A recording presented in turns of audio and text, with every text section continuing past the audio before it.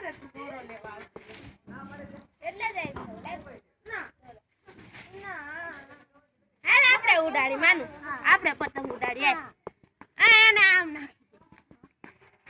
આમ જતા અમે સોના છે ગીસા જો મારા ગીસામાં સીધો હાથ જ નાખસ